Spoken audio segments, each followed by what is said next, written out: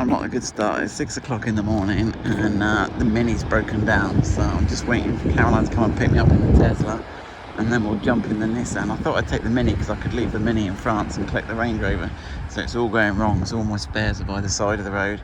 6 o'clock in the morning, waiting for Caroline in the Tesla, go back to work, grab the Nissan and see what happens then. So we missed the ferry. I did try, but I got on the motorway and I was like, no, this is just going to be a rush. So we brought the Mini back in the workshop. The Mini alternator had gone. So there you go. There was no warning lights on it at all. So the Mini is now out of the question. So what are we taking? We're going to France. What are we taking with us? So we are now going in the Land Rover to the rescue. So we'll give the 90 a trip to the continent. So he's loaded up, he's got his stuff in. Get as much as you can get in a Mini, imagine. So yeah, let's get off to France. So 5 o'clock again tomorrow morning, and we're gonna get to France and have a look how the old Range Rover Classic, he's your granddad. You should respect him. Let's get out and see. Right, it's 5 o'clock in the morning. We're off to France. Let's try again. Tied 2, taking the Stiglet, the 90.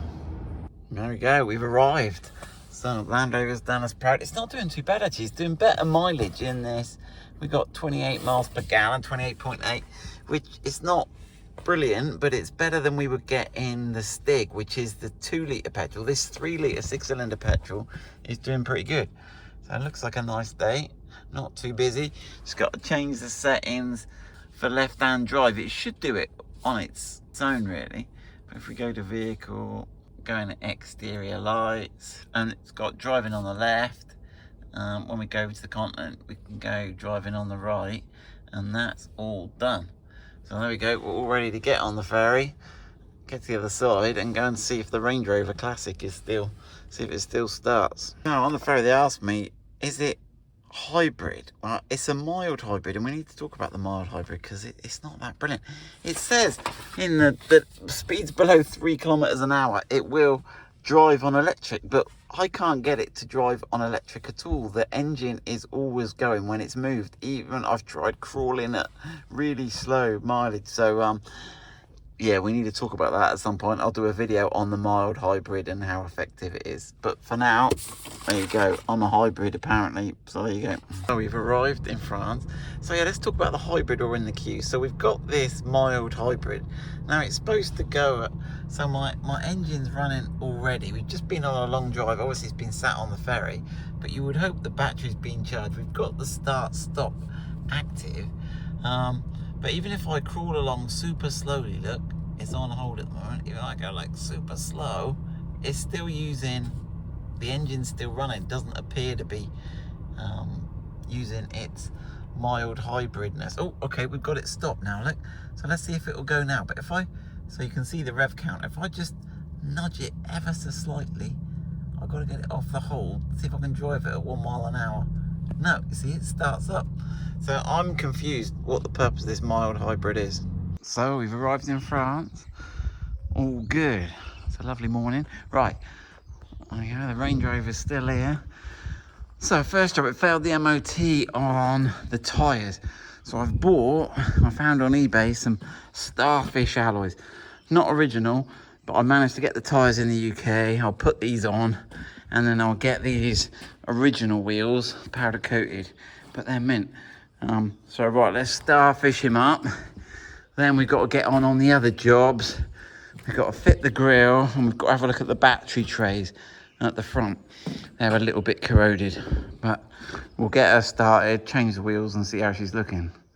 Right, so we fitted the wheels, she's looking lush. We just done a few other little things. We fitted the radiator shroud, we fitted the front grille that was missing. So that's all looking good. Now I'll swap that other alternator on. Interesting one there. The rev count doesn't work, so I think I've got one of the wires on wrong, but everything else seems to work. The car does have one other odd fault. It doesn't stop. So when you start it up, it starts up nice. But isn't it? I think the solenoid, I've changed the solenoid on the fuel pump. If you start it up, there you go, she rattles away. But when you turn it off, well, hit the wipers. it's gone off and it's turned that off, but it's still running. So there's enough voltage, but if you turn the lights on and off, it dips the voltage enough to stop the solenoid. So I've got to work that out. Not a major one at the moment. Right, let's get on. Let's give it a clean. Let's get the pressure washer out. So it's a beautiful day. We've got her out, pressure washed her. She's looking lush. We've done some painting in the wheel arches to get all that looking nice, keep it all fresh. What else have we? Here's a random one. Check this out. So I was just tidying the back out, a sweep bit. I thought I'd give it a coat of hammerite now. Interestingly, the floor in this looks to be aluminium, whereas on the Disco ones, this floor panel, I'm pretty sure, is steel. But you can see where they've riveted it in. Okay, and I kept seeing these rusty bits down the side. I'm thinking, what's going on there then? So I've been taking these out, and I reckon these are the rivet tails from the factory where they riveted them in. I swear that's the rivet tail there, and I keep finding them in the back. So there you go, it must be original. It's got the original rivet tails from the factory where they're doing it. I'm missing the tools, and it looks like, because it's a fire service truck, they had the fire extinguisher in it. Oh look, bonus. I was having a look under the sea. I don't know if you better see it here, but under the sea, under there, it looks like there's a CB radio gig. You can see the wires coming out of it here. So I think that must be the old sort of police radio or fire brigade radio system. But there we go, the interiors, we've got the seats sort of roughly in. And we've got the wheels on. It's all looking, needs a polish. Paint the floor, get the spare wheel bolted in. I've got to look for a jack and the spare wheel bits, but it's not looking too bad. Right, it's back in the barn for the night. I've given it a bit of a tea cut. She's coming up all right, you know. She is going to be a little gem. So we're nearly ready. Tomorrow, got to put the interior back together. I've painted that floor. It's all coming clean. Just got to get it a final check, and then we got to go for the control technique, which is the French test, which we failed last time on a few bits and pieces. Battery, rear seat's not fixed. The battery tray is being corroded. So we're looking good now. So I'm hopeful we can get it. Now the plan is to try and get it to the Land Rover show in Gaydon in May, the May bank holiday weekend. But that's looking optimistic right now, but we'll see. It's a rainy day in Normandy. The morning cows. Bonjour, vache. There we go, the cows ain't so happy today. I think it's outside. So, just trying to work on that. I've got the rev counter working. I got the wiring on the alternator the wrong way. You need to put the white and grey wire onto the W. So I've got that sorted. The rev counter's working. I'm now working on the accelerator linkage. It had a bolt in it that was too small, and it wasn't returning onto the throttle stop. So I think it's idling too fast, creating too much power, and the solenoid valve's not dropping. I don't know. I'm kind of making it up, but she's looking clean and tidy now after yesterday. But yeah, it's raining now, so I'll have a tinker, and I think I can book an MOT for 8:30 tomorrow morning. So that's Tuesday morning. So fingers crossed we can get it in tomorrow. Don't know if you can see it, but up there in the window there's a pigeon. Anyway, basically the pigeons, as you can see, just love to poop over everything, including my Range Rover. Oh, there he goes, he's off, he's flying somewhere. You wonder whether these French pigeons are sort of joined the revolution, don't you? Because, look, check this out. Just down here, I'll show you inside in a minute. Look, there's a massive pigeon tower. That's open, they can fly in there. There's nest boxes. We'll go and have a look, but is that too aristocratic for them? Well, they'd rather just live in my old barn than go in what is it all about with these French pigeons? Okay, let's go in the pigeon tower and have a look. A bit different, a bit random. It's full of rubbish. But there you go, there's an old ladder here. You know, look, it's got little things. I guess that's for the pigeons to get in. And then if you come up here, oh look, that's the old hornet's nest we had last year. Oh, check that out. It was hanging from the top. It was hanging from right up in the top there. But look at all these nesting boxes. Why aren't the pigeons happy to nest? There's thousands of them. And look, there's not a pigeon in here. There you go. Anyway, that's the pigeonniere, as the French like to call it. Right, it's 8 o'clock in the morning. We're heading off for the French MOT, the control technique. So we've got so this is like the V5 logbook, this cut grease they call it. So I've got that with me, and I've got my other bits and pieces when I failed the test before. Now I can't put the logbook in my name till I've got it MOT, which is kind of a bit odd. So right then, Big Red, are we ready? Let's go and have a look if we can get you MOT'd. Right, let's have a look. Will she start? Oh, look at that. Right, off we go. Right, well, we've arrived. So it looks like we're the first appointment booked in for the day. So there we go. I'll show you again in a minute. I'm a big fan of the French MOT system. Let me explain. So this is just a test center. All they're going to do is test it. If there's anything wrong, I got to do it myself or find a garage to do it. And I think they give you a month or 2 months to fix it, which is good. And then you get a free retest, I believe. So in the UK, you have to take your car to a garage, basically. And most of the time, they are also the people that are going to fix the car or want to fix the car. So it's kind of it's a debatable thing, isn't it? Because in some ways, they want to fail it on a load to get a load of work. But obviously, you want to be safe. So if it needs doing, you want it doing. But here's the thing. So my daughter, who's at university in Manchester, she took a Honda Jazz for an MOT in Manchester, and it was a pretty grisly place, as many of them are. And they failed it. They rang her out and said it's failed on emissions and something else.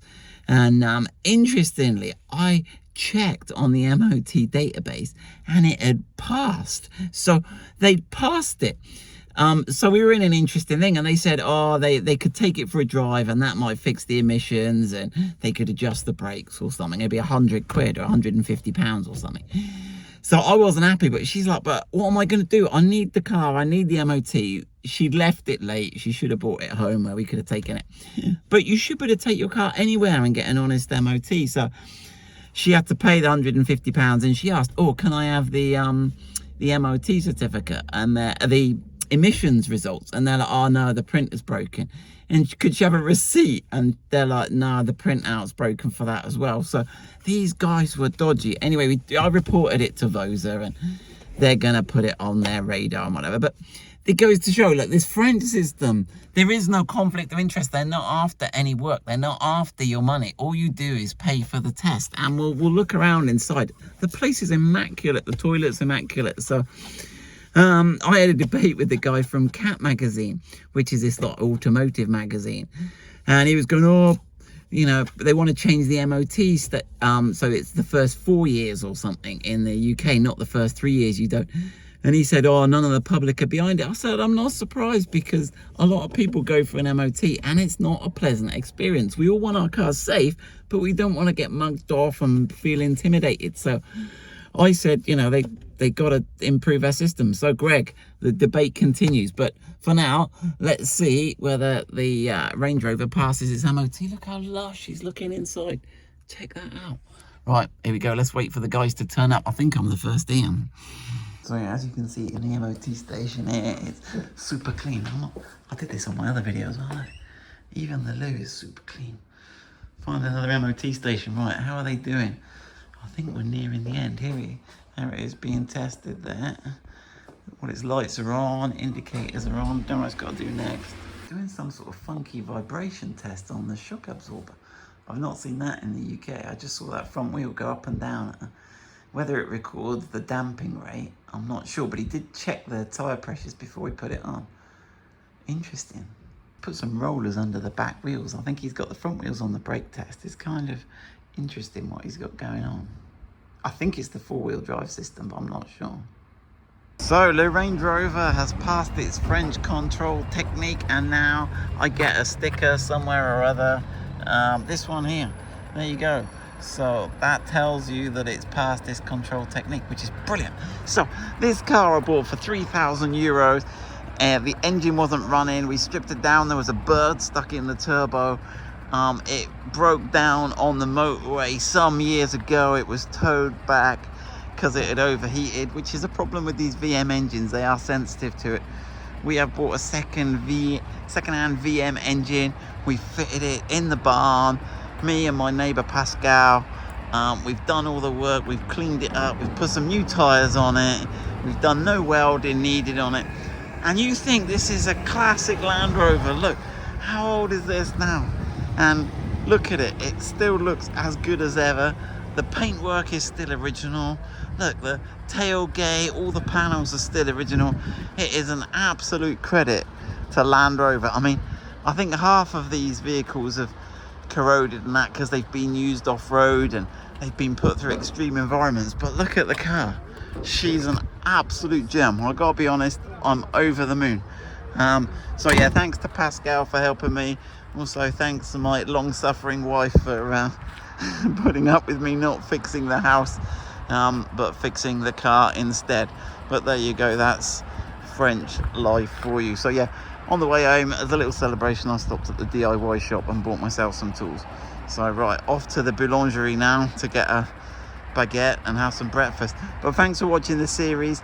I hope to get to the Gaydon Land Rover show with it. That's my next challenge. There's some paperwork to do there, but that would be good if I could get to Gaydon and you guys can have a look. I need to get the beacon on the top, I need to get the fire symbols, I need to get the ladders on the roof. But there you go, Le Range Rover passes its MOT.